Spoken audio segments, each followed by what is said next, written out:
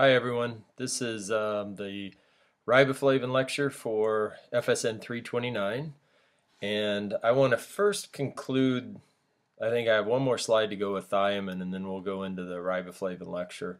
So I believe we ended up here. We talked about this for the toxicity of thiamine, and now we're going to talk a couple minutes about the assessment of thiamine status. How do you tell whether or not a person has adequate amounts of thiamine? Well, there's two main ways. One of the ways is using an assay, and this is a functional assay. It's called the erythrocyte transketolase assay, and you use it to measure the enzyme's activity. And we'll talk about that more in 1 second. Another way that is used to assess thiamine is just when you just measure the thiamine in a person's blood or urine. You compare that to normal values, and if it's below that, then that's a good indication that the person might be thiamine deficient. Okay, so I added a slide here that maybe will help in the explanation of this first one here, this erythrocyte transketolase activity. Remember, transketolase is an enzyme that's involved in the hexose monophosphate pathway or hexose monophosphate shunt, and it is a enzyme that requires thiamine pyrophosphate, and it is present in quite a few tissues. When I mentioned this in class, I said it's mostly in liver cells and red blood cells. That's where a lot of its activity is. And so because it's in red blood cells, it allows us to take a blood sample and then measure the amount of enzyme's activity relatively easily. So the way the assay is done is you take a blood sample over here on the left side, and you can see the red blood cells on the inside of that. So basically you would isolate those red blood cells, and then you add a buffer to lyse the red blood cells. Right? So you add a buffer.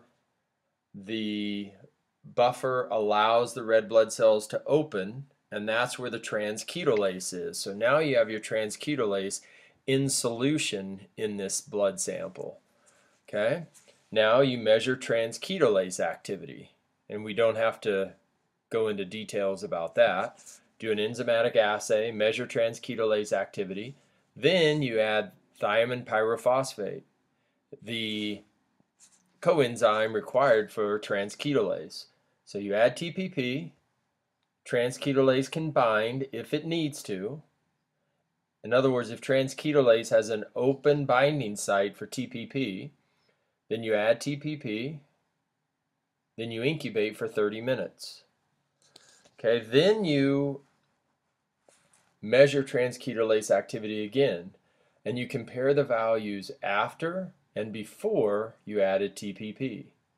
So the mechanism is, if, for example, transketolase enzymes do not have adequate amounts of TPP, when you add it, transketolase activities will go up. If they do go up, then it's a way of determining that that person might be deficient in thiamine. Okay, so overall, an increase in transketolase activity of greater than 25% indicates thiamine deficiency. A 15 to 25% increase suggests marginal thiamine status. In other words, marginally deficient. And if it doesn't change more than 15%, then that person's considered to have adequate thiamine levels.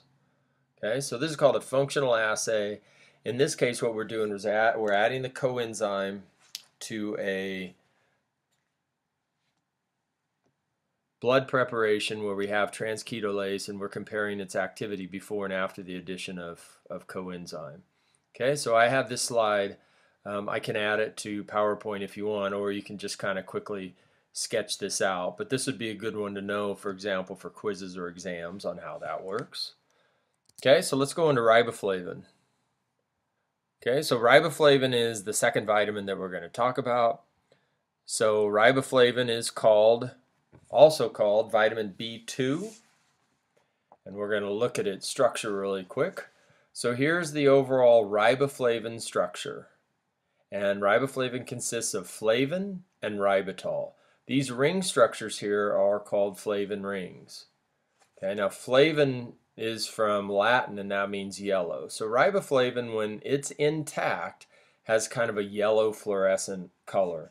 Interestingly, it also has that kind of vitamin taste and the smell as well. So if you've ever had something where you've smelled it or you've even tasted it and you say, oh, that tastes like vitamins. That kind of unique taste is mostly because of riboflavin. And let's see, this is the ribitol component here. It's basically a carbohydrate, carbon chain, hydroxyl groups here. The OL, of course, represents the hydroxyl groups here, so that's called the ribitol component. Okay, so let's look at this. Now, just like thiamine, riboflavin is converted to coenzyme forms in order for it to be active. Okay, so here's the vitamin. Here's the first coenzyme form. This one is called FMN, and you've probably remember that abbreviation. That stands for flavin mononucleotide. So you want to remember, again, this structure, and you want to be able to identify this as flavin mononucleotide, so be able to spell that out. So here's the flavin component, here's the ribitol, except now this hydroxyl group has been bound to a phosphate, and that's considered a nucleotide. So this is flavin mononucleotide. Okay? The second coenzyme form of riboflavin is FAD. And when we spell that out, is flavin adenine dinucleotide. That's another coenzyme form of riboflavin. Now, we've added additional components. So we have our flavin ring structures. Here's our ribitol. Here is the first phosphate that's in flavin mononucleotide. Now, in this case, what's happened is an additional phosphate's been added, and we have our adenine component. So we've added AMP, we've added another mononucleotide, so this is called flavin adenine dinucleotide, which is here. Okay, pretty simple. Again, you want to be able to identify this if I show you that structure. Now, what are some dietary sources? This is a pretty good picture of some good riboflavin sources, and we can see it's in a variety of different foods, and including dairy products. We have vegetables here, and we have some good protein sources here. We have whole grains here, and some vegetables. So let's kind of go through and I'll give you some of these details. Now, it's found in a wide variety of foods, but riboflavin tends to be higher in animal products. Milk and milk products such as cheeses usually contribute the majority of riboflavin to the diet in the U.S. For example, or that tends to be the most significant source overall. It's estimated that about a third of the adult RDA for riboflavin is supplied in the American diet by milk and dairy products. Other sources would include eggs, legumes, and meat. They're significant sources. Green vegetables provide a fair riboflavin content, whereas fruits and cereals only provide minimal riboflavin. Now, both riboflavin and its coenzyme forms are found in foods, but in foods other than milk and dairy, over 2/3 is typically as FAD, its coenzyme form. So in general, we can say most food sources probably have more coenzyme than vitamin, and probably more FAD than FMN. Now, an exception is riboflavin, the vitamin, tends to be relatively high in milk and eggs, and of course enriched and fortified breads and cereals. Okay, and we'll look at another diagram in a second. Now, if you notice the milk here, this is the milk and dairy, and riboflavin is susceptible to damage by UV. So riboflavin is one of the reasons why milk is now in cardboard or opaque containers so that the UV light doesn't damage the riboflavin. With that said, riboflavin is fairly stable versus heat and oxidation. So it's just UV that tends to break down the riboflavin. So there's another diagram. We've seen these types of diagrams before. Here's a variety of sources, and we have the riboflavin content. Oh, let's look over here. Here's the RDA for men and women. So the DRI is an RDA. It's about 1.3 mg a day for men, and it's 1.1 milligrams per day for women. These are adults. Can look, it's fairly well spread, and here, for example, is fortified corn flakes, and here's some enriched grains that have quite a bit. And here's dairy. We can see it has a relatively higher amount compared to most of the other things here, but fairly well distributed. But overall, you need several servings of a good source of riboflavin to get adequate amounts. With that said, in the US, I would say most people probably get adequate amounts of riboflavin. And so let's remember these sources, riboflavin sources to remember. One is dairy products. The second one is whole, enriched, or fortified grains. Whole, enriched, or fortified grains. And in these components, for example, in enriched and fortified, it tends to be added as riboflavin, not as coenzyme. And a third source to remember in general is just meats. So we've got dairy products, whole, enriched, fortified grains, and meats tend to be the best sources. Now, when riboflavin, FAD, and FMN are consumed, right, the coenzyme forms is usually going to be complexed with protein because it's serving as a coenzyme. So when the protein goes into the small intestine, hydrochloric acid and pepsin help denature and digest the protein so that some of the coenzyme forms can be freed from the proteins in the stomach. And then when those molecules enter the small intestine, FAD is digested by pyrophosphatases in the small intestine. All right, so remember what they do. Let's see, the pyrophosphatase is going to cleave right here. It's going to cleave right in between these two phosphates. So that leaves FMN and adenosine monophosphate. Essentially for us in riboflavin, it leaves FMN. There are other phosphatases that then remove that nucleotide, that phosphate from the end to give us riboflavin.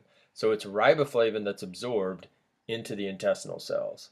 And this occurs mostly in the small intestine, and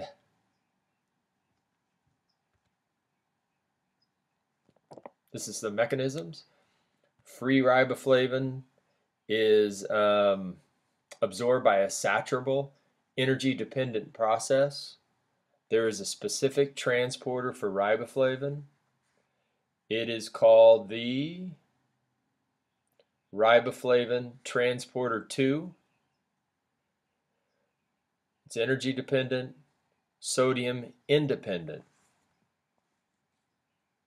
So it hydrolyzes ATP by itself, the transporter does. Doesn't depend on the sodium gradient. This is mostly in the proximal small intestine, so mostly probably duodenum and jejunum is where most absorption takes place. So it is saturable though, but it's highly efficient. About 95% of riboflavin from foods is absorbed up to a maximum of about 25 milligrams. Then at about 25 milligrams, when the transporter becomes more saturated, diffusion becomes a more significant and important mechanism of absorption. Okay, so diffusion is possible for riboflavin if it's in high enough amounts, but typically in foods that's not going to be the case. Even in supplements, that's probably not going to be the case unless an exceptionally high supplement. The presence of bile also helps absorption. You know that riboflavin has some hydrophobic characteristic that bile can actually help in some of this absorption. Now, once it's absorbed into the cells, and we want to remember this, I don't really have this on here, but just like thiamine, most of the transport of this molecule as far as riboflavin or its coenzymes. Most of the time when it goes across the cell membrane, it's in the vitamin form, not the coenzyme form. So again, that's a general takeaway point for riboflavin as well. Once inside the intestinal cell, some riboflavin is phosphorylated to flavin mononucleotide. And the enzyme that does that and its reaction is shown here. Riboflavins converted by flavokinase to FMN. That enzyme uses a phosphate from ATP, so it's an energy-dependent reaction to give us FMN. Now I have it here in the enterocyte, but this can happen in almost all other cells in the body. Now, if this does occur in the enterocyte, it has to be FMN has to be converted back to riboflavin before it's excreted into the portal blood. This shows the top reaction I just said, and then if FAD is required in the cell, then FMN down here is converted to FAD by an enzyme known as FAD synthetase. So you want to remember both of these reactions, the one performed by flavokinase and FAD synthetase, and pay particular attention to this detail. FAD synthetase takes ATP, removes the adenine and a nucleotide, and adds it to FMN, so you only are left with inorganic phosphates. So basically AMP is added to FMN to get FAD. Okay, and again, now it's available as a coenzyme form. And this can occur in lots of different tissues throughout the body. It's very common in the liver because of all its metabolism, but other cells can do this as well. And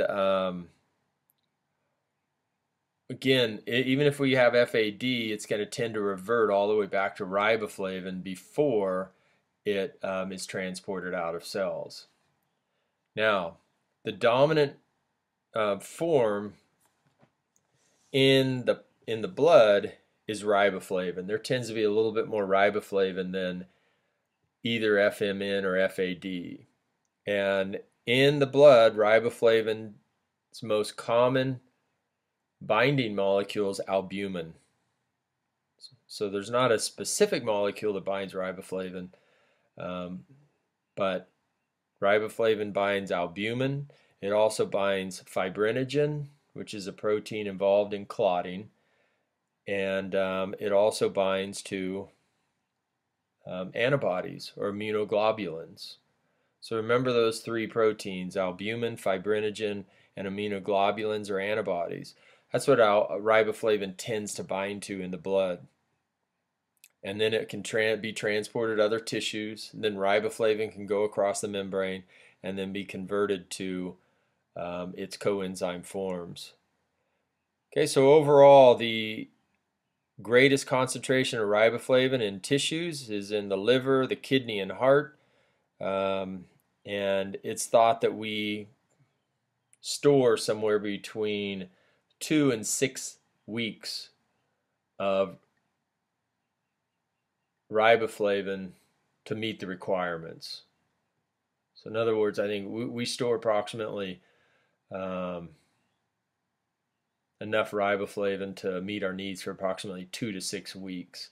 And again, it's important that we can take in a consistent source of riboflavin. Now, this is a little bit ambiguous as far as in your textbook, but other sources that I've looked at agree that FAD is the most common coenzyme form in tissues. So FAD tends to be in higher concentrations than FMN, and also riboflavin in tissues.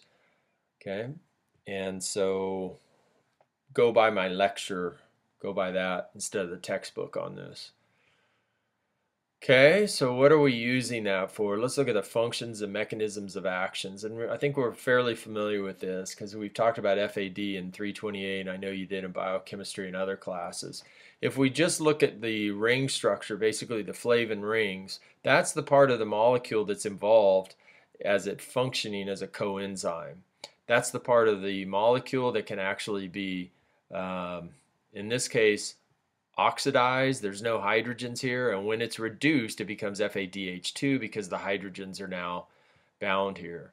So you can imagine an enzyme basically wrapping around this molecule and using this as its functional group if that enzyme needs to be involved in oxidation reduction reactions. And there's something like over 100 different enzymes that actually require some type of flavin molecule. They're called flavoproteins.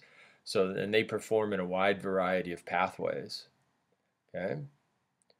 So this ring structure makes it ideal for being reduced and oxidized. Okay, so let's look at some of the things that we've looked at. A lot of those we've looked at before. Here's a few examples of flavin-dependent reactions. We have the electron transport chain, succinate dehydrogenase. Remember that converts succinate to fumarate in the Krebs cycle. So ETC, Krebs cycle, requires riboflavin, its coenzyme forms.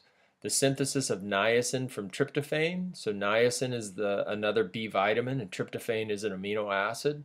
So we can take tryptophan in our body, convert some of it to niacin, but that requires that we have adequate amounts of riboflavin. The synthesis of active coenzyme forms of vitamin B6 also require flavin-dependent reactions.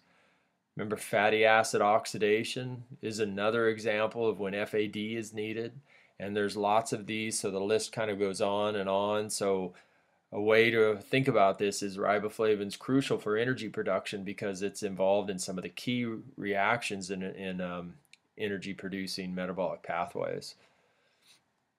So we're going to look at some specifics coming up. Let's look at overall. Any place on here where you see FAD, then we know that riboflavin is required. So for example, and this doesn't actually show it, but remember we looked at this before where acetyl pyruvate to acetyl-CoA, the bridge reaction actually requires FAD.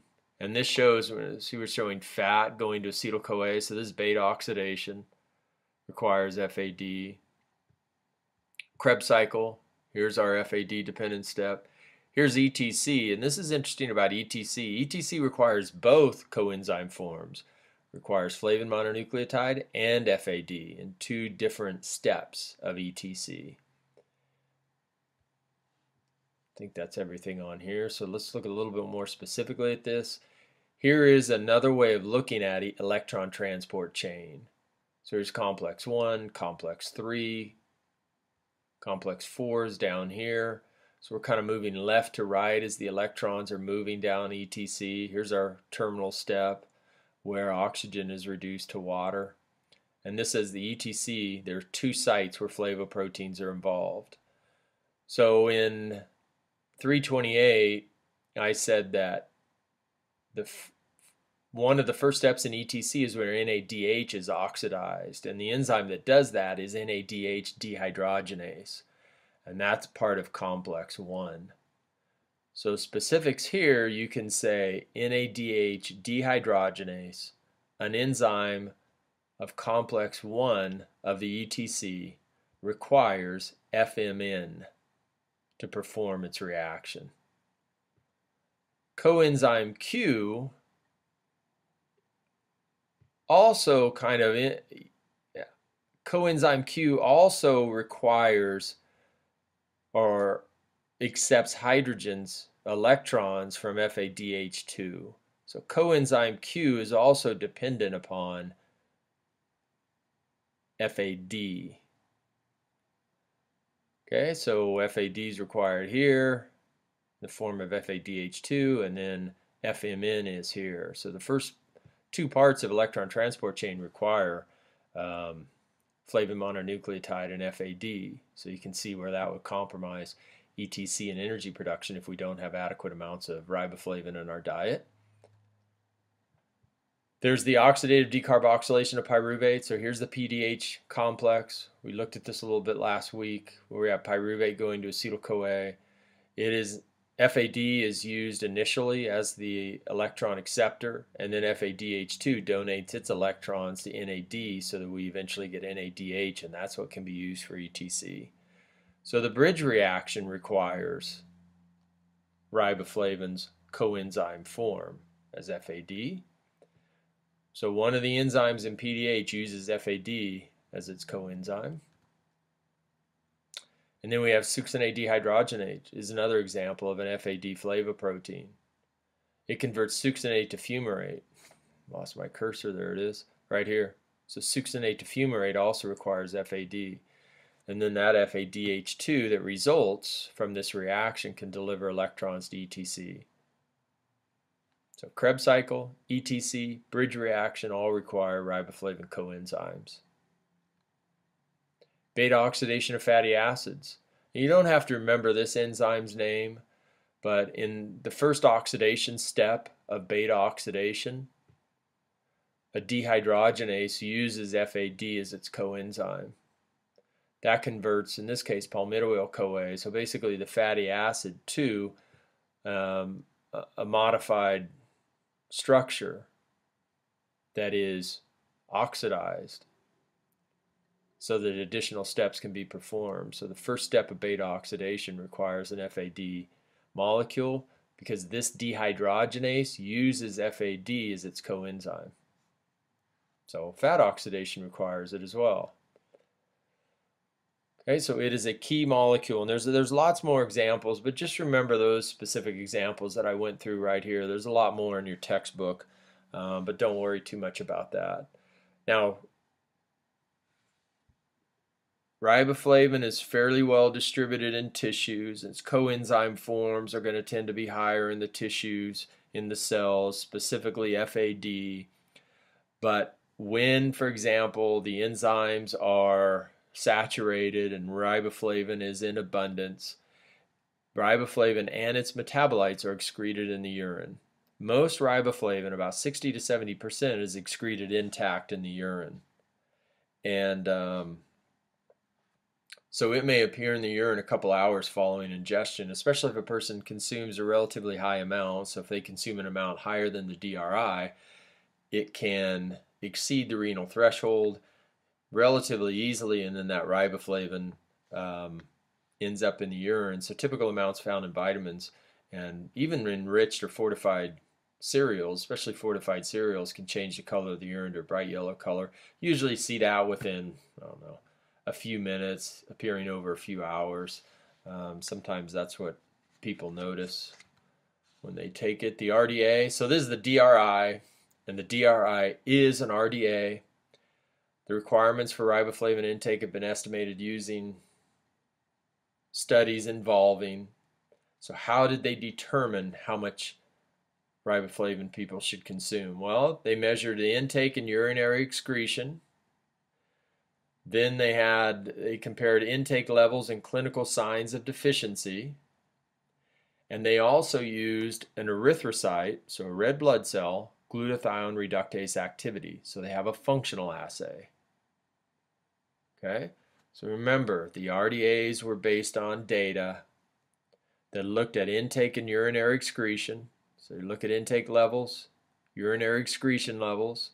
Same thing with here. They look at intake levels, clinical signs of deficiency, whether or not any clinical signs appear with certain levels of intake.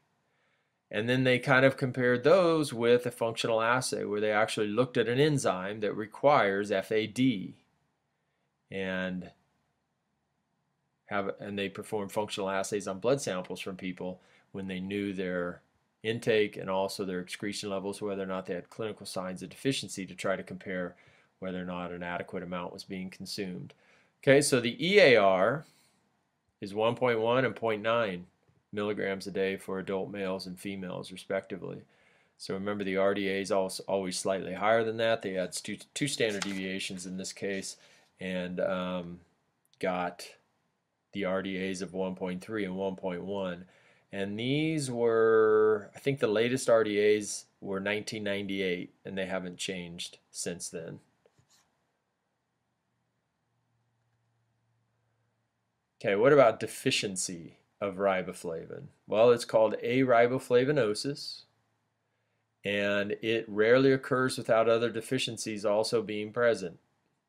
So it It's one of the reasons they say no clear riboflavin deficiency disease has been characterized. It's almost always with another vitamin deficiency, typically another B vitamin deficiency, but there are some clinical signs that they attribute more specifically to riboflavin, and those signs may appear within 2 to 4 months of inadequate intake, sometimes even sooner, depends on the metabolic status of the individual.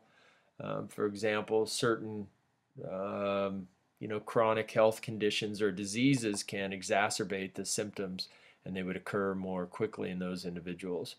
But some of the clinical signs of deficiency include chelosis, which is defined as lesions on the outside of the lips,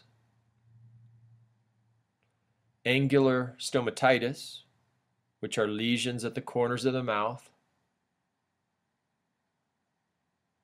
glossitis, which is shown here. Glossitis is inflammation of the tongue. Seborrheic dermatitis is an inflammatory skin condition. Anemia we have defined before as compromised oxygen transport. And peripheral neuropathy we've said is neural dysfunction in the extremities. And again, if we kind of go through these and we say, what are some of the reasons why these might be signs of deficiency, think about it in the context of maybe cell types and what riboflavin is required for. It's required for energy production, so cells that require significant amounts of energy or turn over rapidly, for example, epithelial cells around the mouth or the skin, could be seen as riboflavin deficiency. And we know that neurons require significant amounts of energy, so it could affect neuropathy, and anemia probably involves red blood cell turnover and its ability to occur.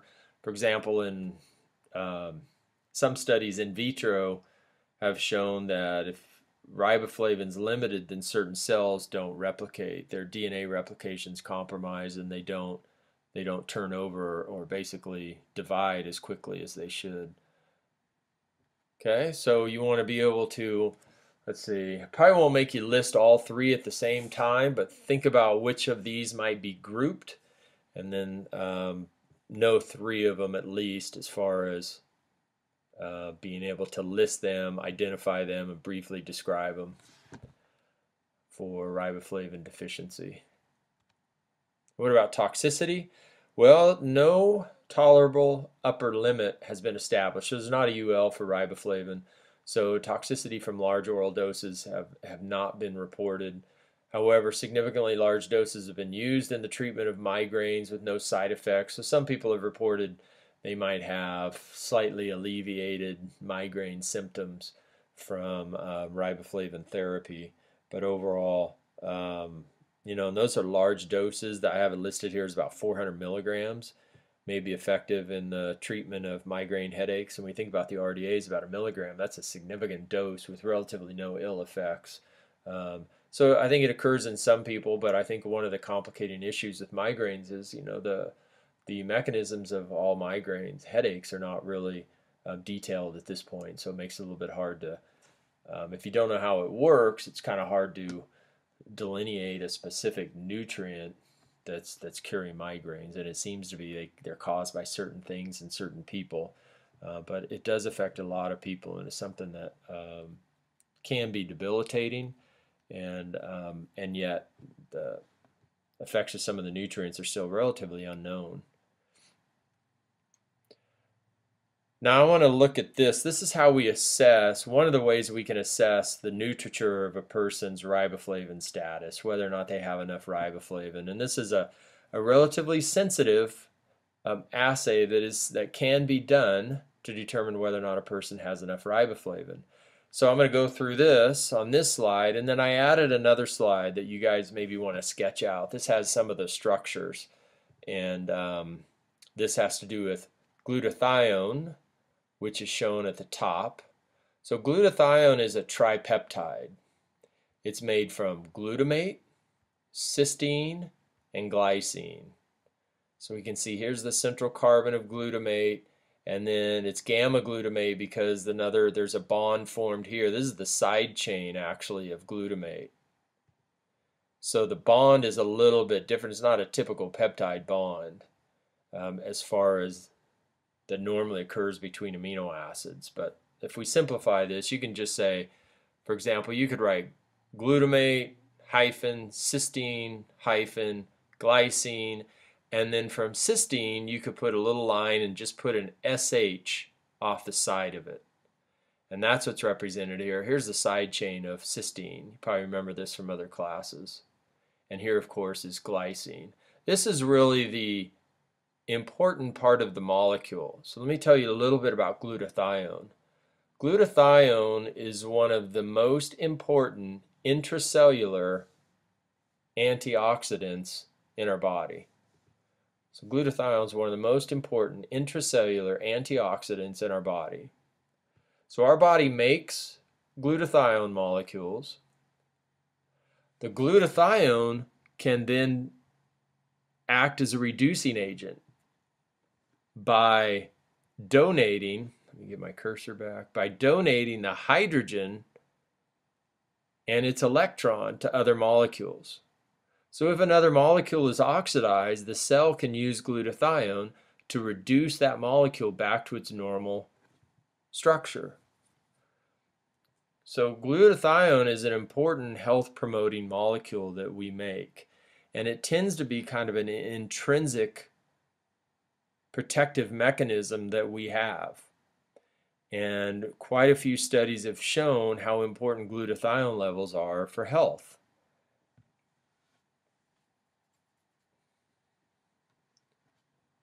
When glutathione donates its hydrogen to another molecule, the sulfur is oxidized.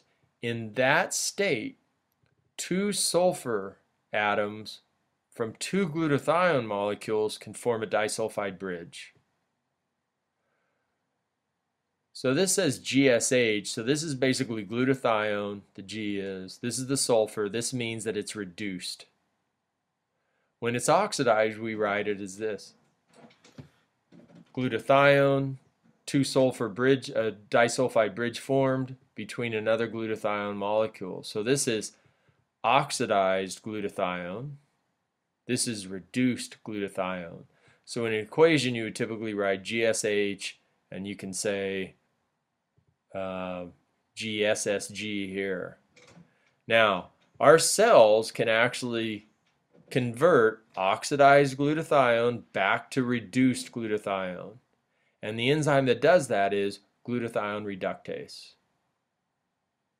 Glutathione reductase reduces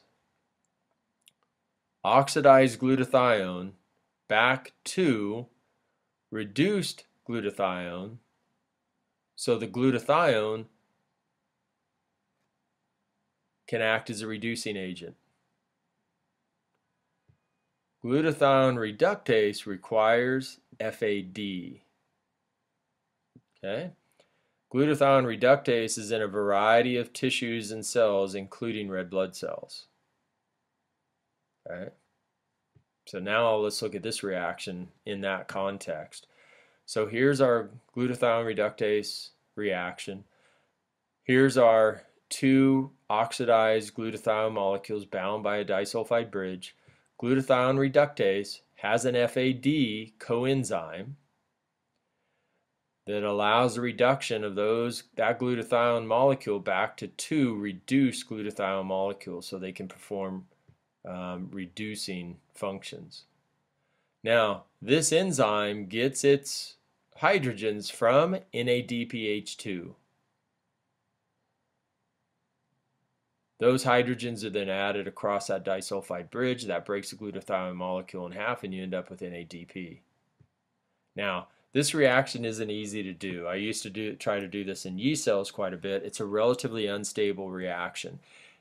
Glutathione is kind of hard to measure, and it's hard to determine whether or not it's reduced or oxidized in vitro. There's not a great assay for that. So typically what you do is you measure NADPH2 levels. It's easier to measure.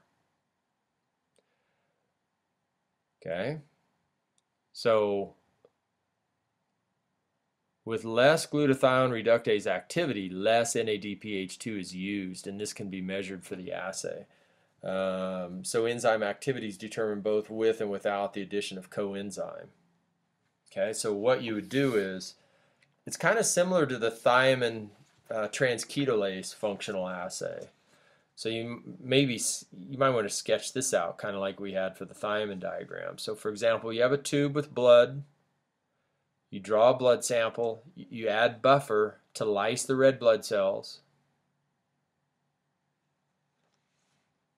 Okay. Then you add NADPH2. You measure its disappearance in order to quantify glutathione reductase activity. Okay, so you can measure the disappearance of NADPH2 in order to quantify or to measure glutathione reductase activity. Then you add FAD. Then you measure glutathione reductase activity again. So if you draw this out, you'd have your blood sample, add buffer to lyse the red blood cells, measure glutathione reductase activity by adding and measuring the disappearance of NADPH2. Then you add FAD. Then you add NADPH2 again, measure the activity of glutathione reductase. If the addition of FAD increases glutathione reductase activity by more than 40%, the person's likely to be riboflavin deficient. Okay? So the enzyme activity is determined both with and without, basically before and after the addition of FAD in order to do a functional assay for riboflavin status. Okay? So hopefully that's straightforward. And that basically concludes the riboflavin lecture. I believe it does. Yep. So I'm going to stop the recording right here and go ahead and upload it for you guys.